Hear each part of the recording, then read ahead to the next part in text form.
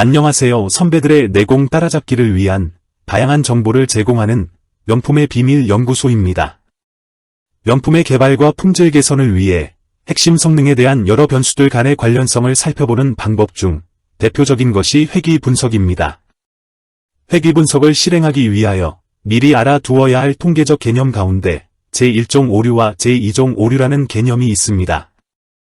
흔히 제1종 오류는 알파 리스크로 제2종 오류는 베타 리스크로도 일컬어지는 두 종류의 오류의 개념은 가설 검정 분석에 매우 중요하지만 통계적 검정력의 개념과 마찬가지로 올바르게 개념을 알고 있지 못하면 그 상호관계와 분석 결과를 개선하기 위해 해야 할 조치 사항을 찾는데 오해를 일으키는 경우가 많습니다. 따라서 제1종 오류, 제2종 오류와 검정력, 이 세 가지 개념을 완벽하게 이해할 수 있도록 사례를 통한 그래프와 엑셀 계산 방법으로 정확한 의미를 쉽게 설명해 드리겠습니다. 제1종 오류와 제2종 오류는 가설검정의 개념에 확고히 자리잡고 있으므로 가설검정에 대해 약간의 요약을 해야 하는데 이를 수행하는 가장 좋은 방법은 고전적인 법원 사례를 사용하는 것이라고 생각합니다.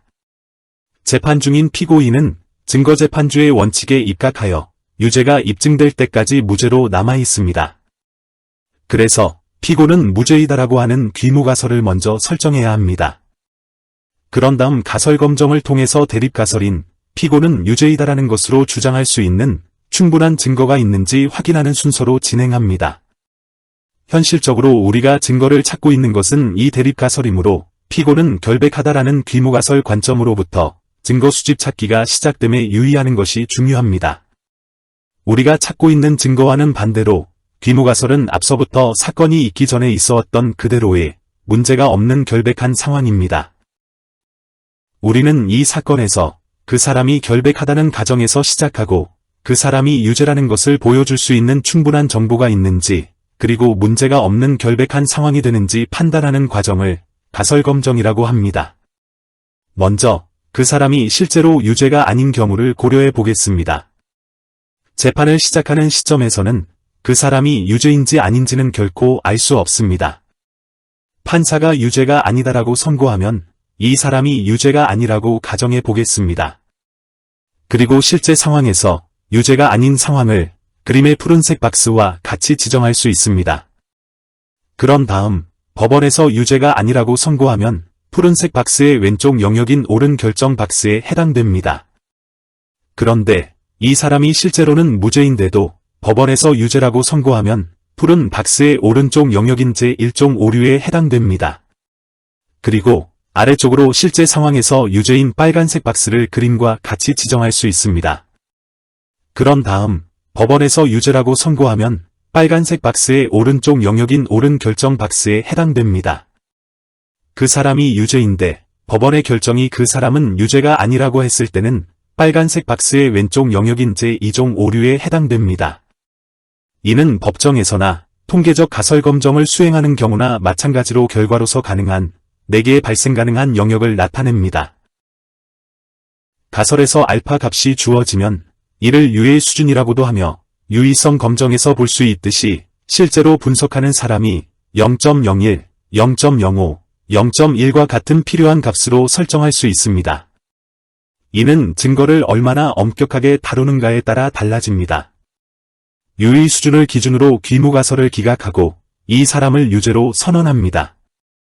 그리고 제2종 오류에는 베타 값이 제공되며 그때 그 사람이 유죄였지만 그 사람이 유죄라고 판단할 충분한 증거가 없었기 때문에 잘못 판단하여 귀무가설을 기각할 오류 확률을 나타냅니다. 또한 검정력이란 사람이 유죄인 경우 잘못된 귀무가설을 올바르게 기각하는 판단 능력을 의미합니다. 즉, 검정력은 우리가 그 사람을 올바르게 유죄 판결할 가능성이 얼마나 되는지 알려줍니다. 검정력은 1-베타 값으로 구합니다. 마찬가지로 1-알파 값으로 검정의 신뢰 수준을 구할 수 있습니다. 귀무가설과 대립가설을 일반화하면 효과가 없다와 효과가 있다와 같이 설정할 수 있습니다. 예를 들어 의료계에서는 시술에 대한 수많은 가설검정이 있을 수 있습니다. 이 경우 귀무가설은 시술이 효과적이지 않거나 효과가 없다는 것이고 대립가설은 시술이 효과적이라는 것입니다. 또한 진단 테스트의 귀무가설은 효과가 없다는 것이고 대립가설은 진단 테스트가 효과적이라는 것을 예로 들 수 있습니다. 두 개의 서로 다른 그룹 또는 두 개의 서로 다른 치료법을 비교할 때의 귀무가설은 두 그룹의 평균이 동일한지 확인하고 대립가설은 두 그룹의 평균이 다르다는 것입니다. 이러한 각 경우처럼 회귀분석에서 귀무가설의 보수적인 출발점은 거의 같습니다. 귀무가설은 회귀변수가 유의하지 않다는 것이고 대립가설은 회귀변수에 유의차가 있다는 것 등입니다. 제1종 오류와 제2종 오류를 4개의 영역으로 일반화하면 다음과 같이 정의할 수 있습니다. 우리는 대립가설이 참이라는 것을 보여주고 싶지만 통계적으로 판단하기 위해서 항상 귀무가설로 보수적인 판단의 표현인 효과가 없다와 같이 설정합니다. 이렇게 효과가 없음으로부터 시작하므로 거의 모든 가설 검정을 위한 적합한 가설이 됩니다. 우리가 결코 확신할 수 없는 실제 상황에서는 수집한 표본을 사용하여 효과가 있는지 여부를 분석해보면 효과가 유의하지 않는지 혹은 유의차가 있는지 판단할 수 있습니다. 그러므로 이런 효과 유무에 대한 예시와 법정의 죄의 유무에 대한 예시 사이에 유사점을 발견할 수 있습니다. 이 효과 유무에 대한 사례에서도 제1종 오류와 제2종 오류가 있고 효과가 있음을 찾을 수 있는 확률인 검정력도 존재합니다. 커피 소비량이 늘어날수록 직원 생산성이 향상되는지에 대한 사례를 살펴보겠습니다. 분석하는 사람의 입장은 항상 보수적이기 때문에 커피를 마시는 것은 생산성 향상에는 효과가 없다라는 귀무가설을 사용하겠습니다. 이 경우 차이값인 델타는 0입니다. 델타는 커피를 마시는 사람과 커피를 마시지 않는 사람 사이의 생산성 차이를 나타내며 우리가 증거를 찾고 있는 대립가설은 커피를 자주 마시면 생산성 향상에 효과가 있다는 것입니다. 여기서 우리가 증명하고자 하는 것은 변화가 없는 상황에 반해 대립하는 상황에 대한 증거를 찾는 일입니다. 설정한 귀무가설을 기각할 충분한 증거가 있는지 확인하기 위해 표본이 분석 결과에 대한 유의차 유무에 대한 두 개의 구분과 커피 소비량이 생산성에 미치는 효과에 대한 실제 상황에 대한 두 개의 구분으로 적용하여 다음과 같은 4개의 박스로 설정하여 통계적 검정 결과를 확인할 수 있습니다.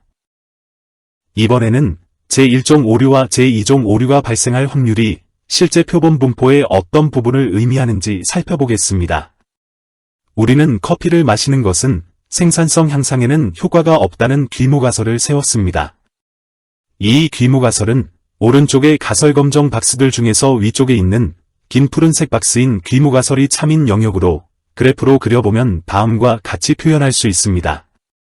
이 경우 효과 크기의 차이값인 델타는 0입니다. 이제 실제 차이가 정확히 0이라면, 즉 커피를 마시든 마시지 않든 생산성에 영향을 미치지 않는다는 의미입니다. 그런데 150개의 표본을 수집했다고 가정해보면 표본 차이가 0을 중심으로 일종의 무작위 변동이 있을 것으로 예상할 수 있습니다. 즉 150개 데이터가 모두 정확히 0은 아닐 것입니다. 잠재적으로 표본에서 커피를 자주 마시는 사람들은 생산성이 약간 더 높을 수도 있고 생산성이 약간 더 낮을 수도 있습니다. 표본을 수집할 때 수반되는 모든 무작위 변동으로 인해 표본 수집 결과 모집단의 평균과 완벽하게 일치하는 경우가 거의 없으므로 가설 검정을 수행하기 위해 기가 경역을 설정합니다. 일반적으로 유의 수준 5%의 확률을 사용하며 곡선 아래의 푸른색 체크 영역의 면적이 5%가 됩니다. 이 영역이 제1종 오류의 발생 확률이 됩니다.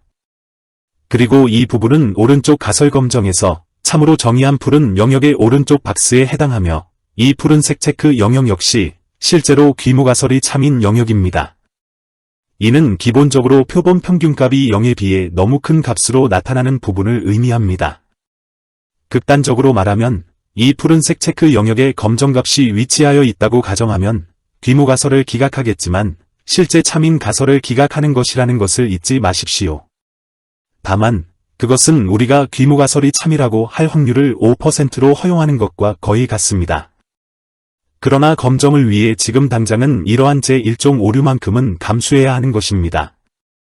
이제 대립가설이 참이라고 가정해 보겠습니다. 오른쪽의 가설 검정 박스들 중에서 아래쪽에 있는 긴 빨간색 박스인 대립가설이 참인 영역으로 그래프로 그려보면 다음과 같이 표현할 수 있습니다. 따라서 대립가설이 사실이라면 어느 정도 효과의 크기로 나타날 것입니다.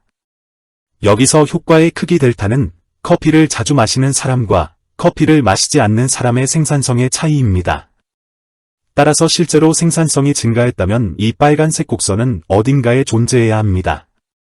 이는 우리의 가능한 결과를 실제적 위치에 표현한 것입니다.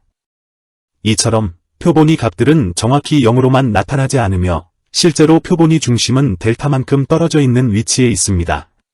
이번에는 제1종 오류인 알파 리스크와 제2종 오류인 베타 리스크의 크기를 숫자의 크기로 나타내어 보겠습니다. 알파 리스크는 M5 셀의 5%로 지정했습니다.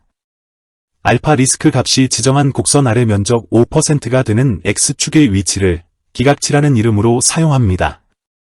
기각치 계산은 N6 셀에 놈점 인버스 함수를 다음과 같이 적용하여 13.159와 같이 구할 수 있습니다. 13.159보다 우측 극한값까지의 누적 확률이 5%라는 의미입니다. 베타 리스크는 귀무가설 기각치로 적용되는 X값 위치에 해당하는 대립가설이 참인 빨간색 그래프에서 기각치 13.159 좌측 극한값까지의 누적 확률입니다. 이 확률값은 5세븐 셀에 놈점 디스트 함수를 다음과 같이 적용하여 0.196, 즉 19.6%임을 확인할 수 있습니다. 마지막으로 검정력은 1-베타 값으로 구할 수 있으며 계산 결과 0.804입니다. 귀무가설이 참임을 나타내는 푸른색 그래프의 푸른색 체크 영역인 제1종 오류의 왼쪽에 있는 기각치 직선은 제1종 오류가 위치했던 곳임을 잊지 마십시오. 이 기각치는 그 지점 우측의 귀무가설을 기각하는 위치임과 동시에 좌측의 귀무가설을 기각하지 않는 위치입니다. 따라서 대립가설이 참임을 나타내는 빨간색 곡선의 목적에 따라 이 위치에서 귀무가설을 기각하지 않으면 빨간색 체크 영역만큼의 제2종 오류를 범하게 됩니다. 그러므로 이 기각치 값으로 제2종 오류 확률을 계산할 수 있습니다. 이 제2종 오류는 오른쪽 가설검정 박스의 아래 좌쪽에 해당되는 부분입니다. 가설검정의 유의성 수준에서 정의한 제1종 오류가 있다는 것은 아주 멋진 일입니다. 그리고 그 선이 가는 곳마다 왼쪽으로 이 귀무가설을 기각하지 않는 영역이 시작되는 곳이 제2종 오류의 발생 시작 위치가 됩니다. 표준 편차의 변화, 표본 개수의 변화, 검정한 차이값인 델타 값의 변화에 따라 알파 리스크 값, 베타 리스크 값, 검정력의 값들이 어떻게 상호 연관되어 있는지 실제 그래프의 크기를 변화시켜가면서 확인해 보겠습니다. 현재의 그래프는 오른쪽에 명시한 통계량들을 바탕으로 엑셀로 구성한 검정력 크기 변화를 살펴보기 위한 기준이 되는 그래프로 활용해서 그 크기의 차이를 비교해 보겠습니다. 먼저 표본이 표준 편차가 증가할 경우에 검정력에 어떤 영향을 미치는지 확인해 보겠습니다. 여기서 예를 들어 표본이 표준 편차가 8에서 10으로 증가할 경우의 그래프를 그려보면 왼쪽의 모습과 같습니다. 앞에서 기본으로 제시한 표준 편차가 8인 경우의 검정력 크기와 비교해보면 표준 편차가 더 커졌을 경우의 검정력의 면적인 확률이 줄어들었음을 그래프에서 확인할 수 있습니다. 다음, 표본이 표본 개수가 증가할 경우에 검정력에 어떤 영향을 미치는지 확인해 보겠습니다. 표준 편차와 표본 개수의 관계는 표본 표준 편차의 식에서 볼 수 있듯이 표본 개수 n이 증가하면 모표준 편차와 가까워지면서 표준 편차 s는 상대적으로 작아집니다. 여기서 예를 들어 표본이 표준 편차가 8에서 6으로 감소한 경우의 그래프를 그려보면 앞에서 기본으로 제시한 표준 편차가 8인 경우와 비교하여 검정력의 확률인 면적이 증가했음을 그래프에서 확인할 수 있습니다. 마지막으로 검정 차이값인 델타가 증가할 경우 검정력에 어떤 영향을 미치는지 확인해 보겠습니다. 현재의 그림은 델타가 20에서 30으로 증가한 경우를 나타낸 것입니다.